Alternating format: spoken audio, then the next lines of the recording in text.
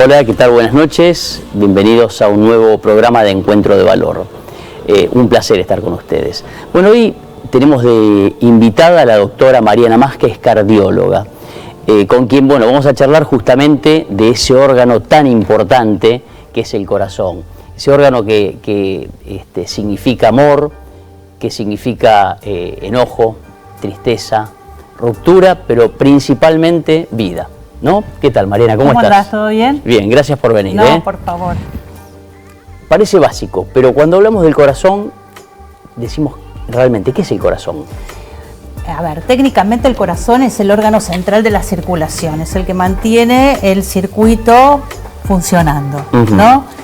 Representa muchas cosas, representa también sentimientos, situaciones, pero fundamentalmente es el órgano central de la circulación que nos mantiene en todo el tiempo en actividad. Mantiene todos los órganos nutridos y perfundidos para poder funcionar correctamente. Claro, dicen que es un órgano involuntario, ¿no? Total, permanece como... Es como que funciona solo todo el tiempo. Todo el tiempo, y nosotros no pensamos cada latido, nosotros no lo pensamos, solo sale. Como respirar, uno no piensa en respirar, eso sale solito. Claro. Así que el corazón trabaja solito todo el día y bueno, es un órgano muy importante para mí, que hace muchos años que lo estudio. Obviamente, y cuánto miedo da, ¿no? Cuando hablamos del corazón. Sí, da mucho miedo.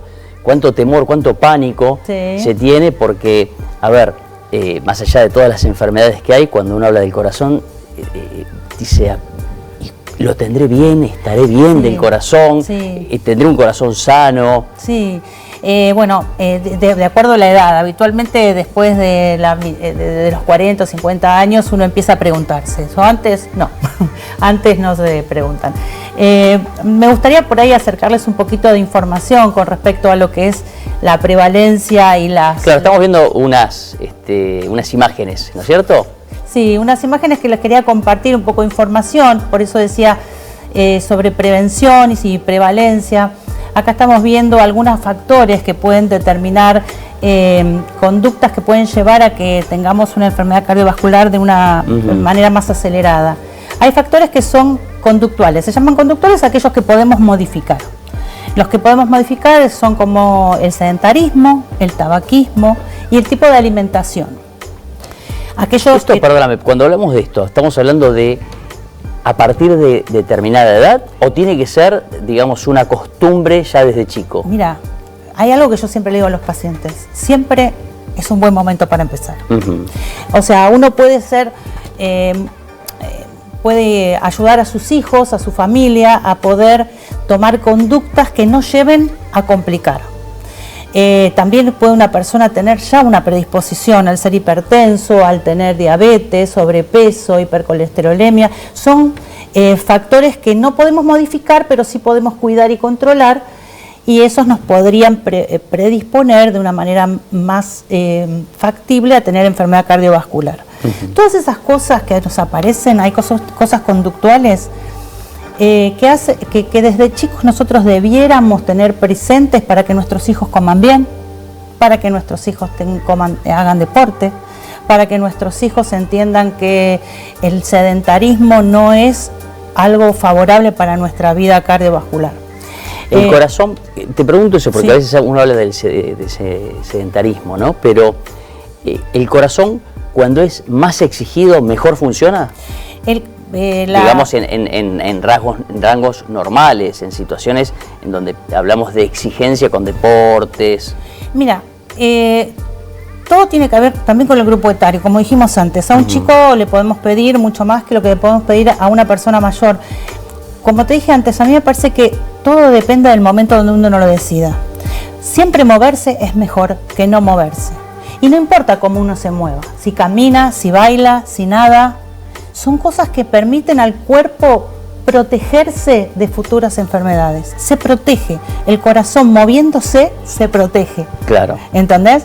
Y a esto si le sumamos un montón de otros factores que podemos manejar, podríamos decir que disminuimos el riesgo de las posibilidades de enfermedad cardiovascular, de un infarto, de un ACV, que son los factores o son las causas de mayor mortalidad. ¿viste? En el mundo el 30% de la gente se muere por una enfermedad cardiovascular. ¿Y eso tiene algún, como decías recién, rango etario? Digamos, uno dice, bueno, a partir de tal edad tenés que tener un poco más de cuidado, estás más propenso a sufrir. Si vos tenés factores que no podés modificar, como la hipertensión, la diabetes, el colesterol alto, el sobrepeso, estas son cosas que pueden hacer que tengas que prender la alarma un poquito antes. Suponete que soy una persona, vamos a empezar así, porque los chicos tienen de alguna manera, cuando son sanos, obviamente, el crecimiento, el desarrollo, van desarrollando los órganos, el corazón, y si son sanos viven en movimiento, sí, además son cuidados por su familia, por las personas a quienes están a cargo, y los chicos se desarrollan bien. Ahora, cuando empezás en la adolescencia o cuando empezás en la temprana adultez... Te puedo, perdón, ¿sabes que no? Los niños, hay muchos niños que no hacen deporte. Que no hacen deporte. Muchos niños, muchas familias que no conocen la actividad física como parte de su vida. Muchas familias que prefieren la galletita de chocolate. Y el chico tranquilo con el teléfono sentado play, compu.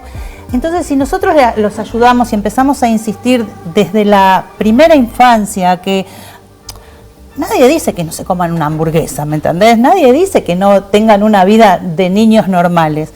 Pero si les ofrecemos cosas más saludables y ellos aprenden y están acostumbrados a comer cosas más saludables, la excepción no es la regla. Después, cuando se van desarrollando y en las familias que tienen conductas deportivas, siempre es muy importante tenerlo como un ritual de vida. Nosotros conocemos varias familias de esas. Me imagino. Entonces, el deporte pasa a ser una cuestión esencial. Digo deporte, pero en el conjunto, ¿me entendés? Claro, porque el conjunto sería, claro, supongo yo también, dormir bien. Dormir bien, no fumar, evitar el sobrepeso, tener una alimentación variada. Y para los grandes, digo, cuando te dicen un poco de vino hace bien, ¿es verdad? Sí, hace bien, pero es un poco. Es un poco. Es un poco. ¿Cómo se mide el poco? Yo siempre les digo a los pacientes que es una copa de vino del mejor que puedan comprar por día. Ajá. Por día. ¿Y por qué el mejor? Porque hay alguna incidencia. Porque hay calidades, ¿entendés? Okay. Por ejemplo, un vino de caja no es lo mismo que un vino de botella, que un vino más trabajado, cuidado. O sea, por eso... ¿Y por qué favorece el vino? Los taninos son sustancias que tiene el vino que mejoran, que ayudan a que la parte interior de los vasos sanguíneos esté más sana. ¿Entendés? Que no tengan los depósitos de colesterol y que se formen las placas que van a ser las que van a tapar las arterias. Sí. Eso es lo que por ahí yo lo recomendaría, pero... Si no tomas vino tampoco es que no te va a pasar nada. No, seguro, pero bueno, termina siendo un aliciente a veces al final del día o en las reuniones familiares de amigos, pero no excesos. Claro, no excesos. No excesos. Se considera que media botella de vino por día ya estás entrando en un rango, viste, de problemática con el alcohol. Hay gente que no puede dejar de tomar diariamente y ahí también hay que hacer un poquito de hincapié de que no es tan saludable si uno no puede medir la cantidad de alcohol que consume. Eso claro. Es una cosa súper importante. La alimentación también es parte. Por ejemplo, nosotros recomendamos una ingesta de menor de 5 gramos de sal por día. ¿Qué son 5 gramos de sal por día? Una cucharita de café al ras para todas las comidas del día. Para todo el día. Exacto. O sea, es la cucharita chiquita con la sal y no la montanita, sino... le pasas al ras y eso lo usas durante todo el día.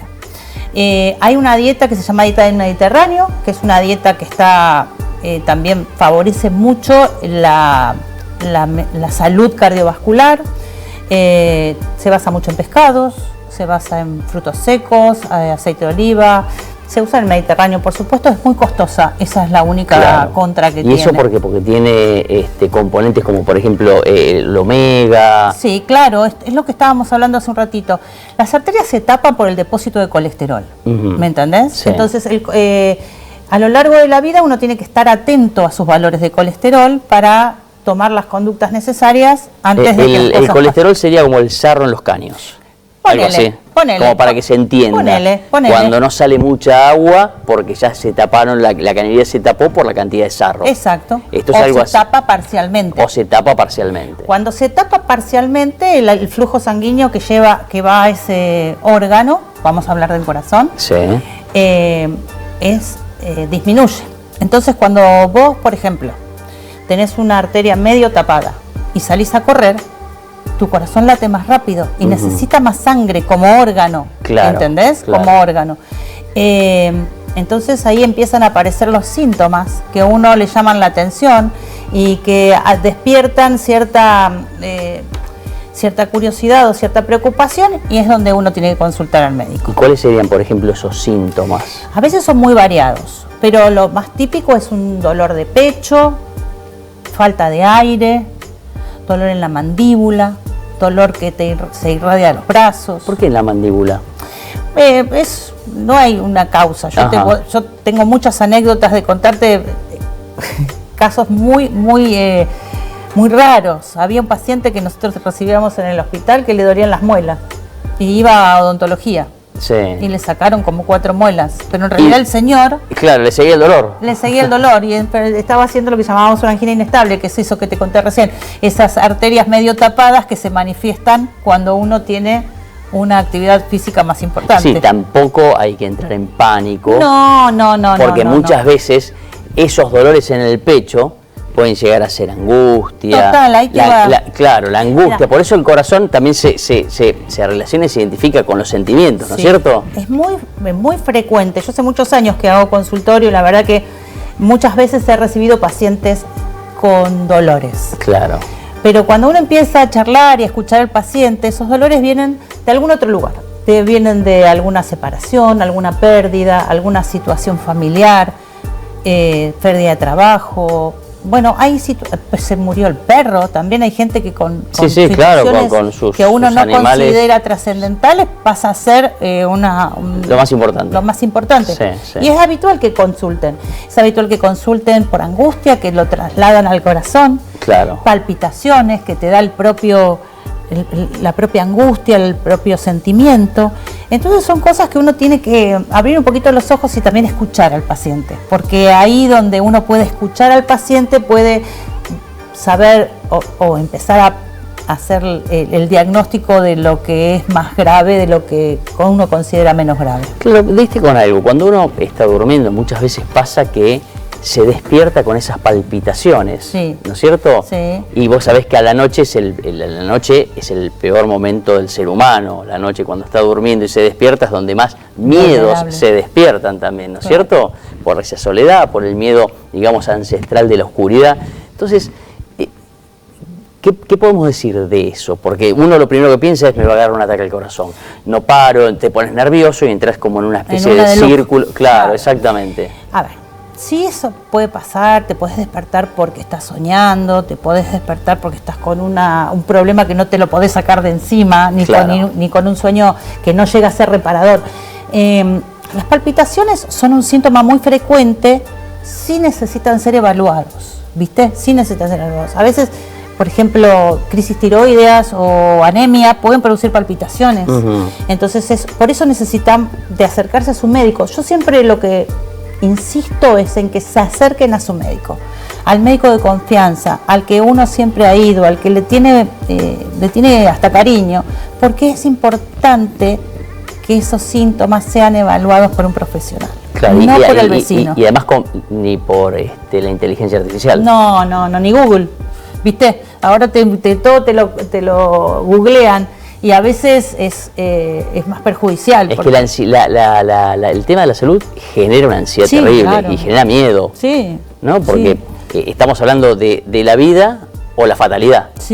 Pero... Y esa situación, el ser humano necesitamos... Más seguridad. Más seguridad y relajarnos. ¿No? Entonces... Sí. Pero lo que habíamos hablado antes, Fede, yo creo que el tener una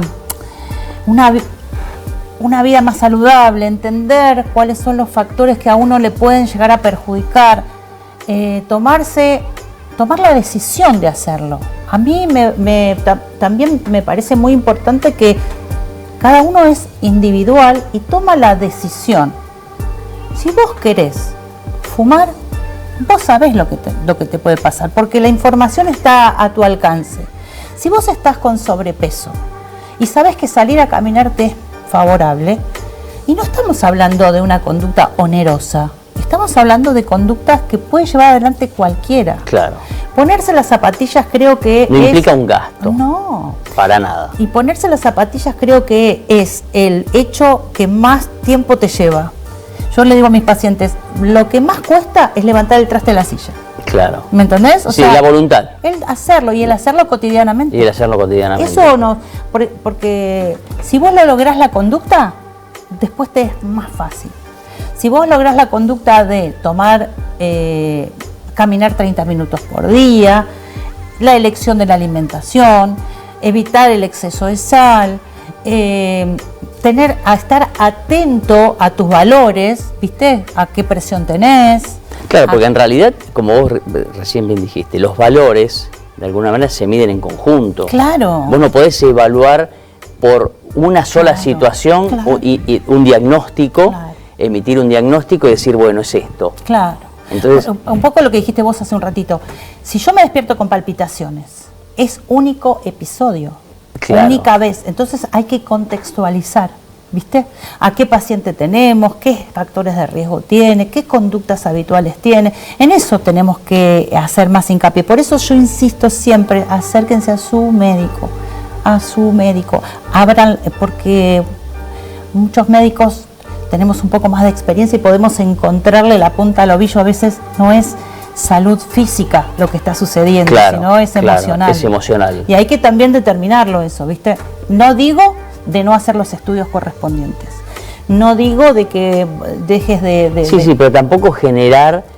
porque hay veces que muchos colegas tuyos hasta generan un grado de preocupación en el paciente. En vez de calmarlos, y digo calmarlos, no mentir, sino calmarlos y de alguna manera charlar, evaluar el aspecto emocional, psicológico, todo el contexto familiar, lo que está atravesando, creo que ayuda mucho. Los médicos están perdiendo o han perdido por muchos motivos esa sensibilidad y esa necesidad de tratar al paciente como persona para quererlo y abrazarlo. Sí, ¿no? sí, a veces una palabra es mejor que una pastilla. Es mejor que una pastilla, claro. A veces la información es mejor que una pastilla. Claro. Y se ha perdido la relación directa, ¿viste? Del médico con los pacientes.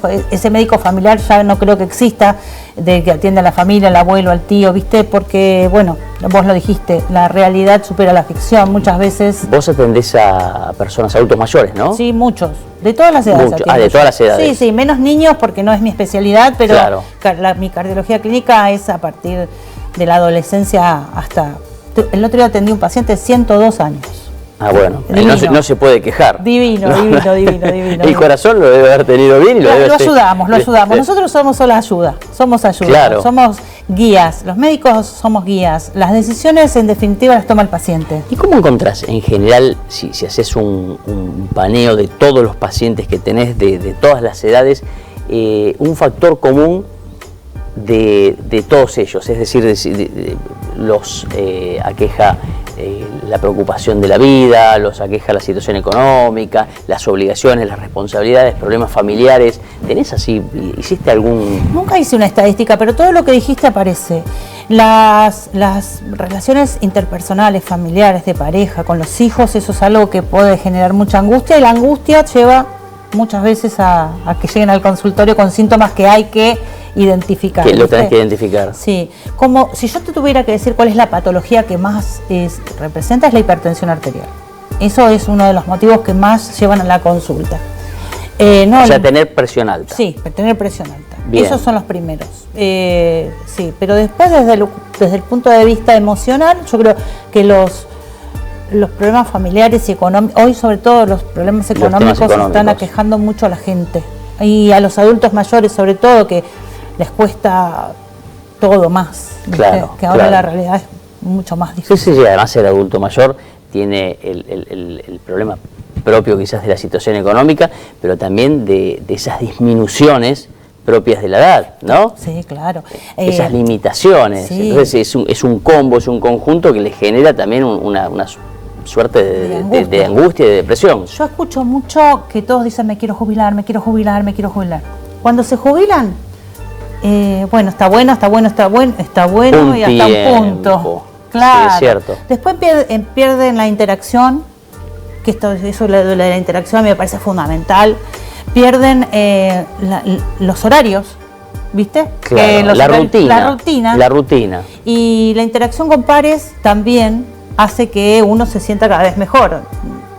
Bueno, ahora en muchos lugares se están desarrollando talleres de memoria y de conductualidad porque se ve trabajos que cognitivos, ¿no? Claro, de desarrollo, se ve que esta de falta estimulación. de interacción genera un poco de disminución de la atención, concentración y memoria, Claro. ¿viste? Bueno, yo creo que cada persona es un conjunto, ¿no? No es solo un corazón, no es solo un cerebro, creo que es un conjunto. Y ahí está el saber escuchar. El saber escuchar. Yo creo fundamental eso, que hay que saber escuchar.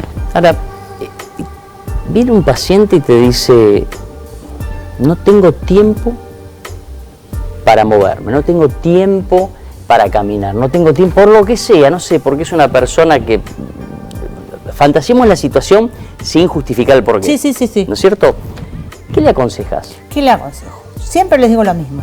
Se pongan las zapatillas y caminen 15 Pero minutos para allá y 15 dentro de la minutos casa, para decís acá. vos, dentro de la casa, o sea, Sí. lo que tiene que haber es movimiento, el cuerpo se tiene que mover. Diariamente la Organización Mundial de la Salud sugiere 30 minutos de movimiento, como te dije antes, de movimiento diario, 150 de lunes a viernes, 150 minutos a la semana. Bailar, caminar, nadar, andar en bicicleta, cosas aeróbicas. Después hablamos del músculo, de la fuerza y todo esto que también es importante. Pero para empezar... Pero particularmente para el corazón es más lo aeróbico. Claro. Claro, tal cual. Pero todo suma, ¿eh? No es que cada cosa está Y sola. las personas que te dicen, yo con todas estas preguntas muchas veces busco tratar de que respondas a las preguntas que el televidente se está haciendo Que quiere. y que no te la pueden hacer. Sí. Entonces, trato de ser ese transmisor, Sí, ¿no es sí, cierto? sí. Y muchos te dicen, bueno, pero yo tomo una pastillita, tomo la pastilla, tomo una aspirina, que la aspirina me hace licuar la sangre o me hace abrir y tener más circulación. Y te lo estoy diciendo de cómo se dice. Sí. ¿Qué efectos tiene? Mira, la aspirina cuando yo empecé la residencia hace 30 años atrás, Sí. era el Padre Nuestro. No había, o sea, todo paciente después de los 40 años debía tomar aspirina. Una todos los días. Sí. Después de se volvió a revisar y pasamos para el otro lado. No todo el mundo necesita aspirina. Hoy se le da aspirina al que lo necesita. Fundamentalmente aquel paciente que haya tenido un evento cardiovascular necesita tomar aspirina. Ujú. Por ejemplo, un paciente que haya tenido un infarto tiene que tomar aspirina de por vida. Ahora, después cuando se suman otros factores de riesgo como hipertensión o diabetes, uno también debe evaluar al paciente y decidir si es necesario que continúe o no con la aspirina, ¿viste? Pero, como te dije antes, es buena, es un antiagregante, Ujú. evita que se formen trombos para tapar arterias y, bueno... O sea, ayuda a la circulación. Ayuda, es un antiagregante, no es un anticoagulante, antiagregante. ¿Cuál es la diferencia? El antiagregante evita que se junten, voy a ser un poquito técnica, se juntan las plaquetas sobre el trombo. El anticoagulante evita que se forme el trombo. Ah, ok. ¿Ok? Perfecto. Es diferente, pero es preventivo. Claro, es preventivo. tal cual. La aspirina es preventiva. ¿Cuántos litros de sangre tiene el cuerpo humano? 7 más o menos. 7 litros Sí, de depende sangre. del tamaño de la persona, pero te digo entre 5 y 7 más o menos. ¿Y por qué es bueno donar sangre? ¿Por qué es bueno cambiar esa sangre? No, lo que es bueno es donar sangre para dar vida. Más allá obviamente, del sentido de ayudar al prójimo. Pero cuando te dicen, si donas sangre, también te generás, ¿es real? No. No tanto. No es un hecho probado. Probado. No es un hecho probado. No. Los chicos. Los niños. Ya estamos por terminar, ya se cumple el horario. Hablamos poquito. Y hablamos poquito. Los niños, ¿sufren problemas cardíacos? Habitualmente si tiene una cardiopatía preexistente. Es muy raro, muy En raro. general que es congénita. Claro, viste, muy comunes los chicos comunicación interauricular, interventricular o alguna patología particular. Pero es raro raro, yo no lo vi nunca, que un niño tenga una enfermedad coronaria. Claro. Yo no lo vi nunca. O sea que el desarrollo y de la progresividad de las posibilidades de tener una enfermedad coronaria se van dando justamente con todos los años y con todos estos factores: estrés, sedentarismo, tabaquismo, exceso de peso. Y factores predisponentes como la hipertensión, la dislipemia. ¿Y la hipertensión también es hereditaria? Sí, es una enfermedad hereditaria, a veces que no se manifiesta hasta cierto momento de la vida. Hasta cierta edad. Ahora, hoy tenemos medicamentos que de alguna manera contienen y ayudan a nivelar todo el tiempo todos estos factores. Claro, por eso es la prevención primaria, que yo lo dejé ahí en una de las diapositivas. La prevención primaria es cuando vos sabés que tenés estas enfermedades y tenés que estar atento a tenerlas controladas, porque descontroladas te llevan a mayor predisposición a enfermedad cardiovascular. Bien, y tomar todos estos medicamentos, ese combo, cuando te dicen tengo el pastillero con todas las piezas, que los horarios, ¿es contraproducente? Es decir, ¿te genera tanto tiempo tomando esos medicamentos, tanto tiempo, reiteradamente en los años? Mira, hay medicamentos que se tienen que tomar de por vida, no hay otra. Bien, ¿y no generan ningún hecho secundario en general? ¿O habitualmente no. Habitualmente no, hay algunos que generan dolores musculares u otro tipo de síntomas, pero no. Los medicamentos antihipertensivos hay que seleccionarlos correctamente para cada paciente y los medicamentos que se reciben para cada patología deben ser seleccionados para cada paciente. Pero me parece que lo más importante de todo es la información. Es mejor llevarse la información que una pastilla. E ir a ver al médico. Siempre. ¿No? Al médico de confianza. Al médico de confianza. Mariana, gracias. Gracias, ¿te sentiste cómoda? Perfecto. Bueno, y nos quedó mucho para hablar, ¿no? Porque los temas de salud son los más importantes, son los que en definitiva después nos juntan en una mesa y nos ponemos a hablar, por lo menos ya de determinada edad, ¿no? Después de los 50 seguro que vamos a hablar de eso. Bueno, muchas gracias por venir. Gracias a vos. Y feliz día mañana. Feliz día a vos también. Gracias. Bueno, terminamos el programa de hoy. Nada, les deseo realmente mañana un feliz Día del Trabajador a todos. Empleados, empleadores, comerciantes, pymes, empresarios, independientes, a todos los que luchan día a día para sí y para el país, que se esfuerzan y tratan de salir adelante. Recuerden, por favor, que justamente los modales ayudan también a una mejor convivencia. No los perdamos, tratemos de mantenerlos. Gracias y hasta el jueves que viene.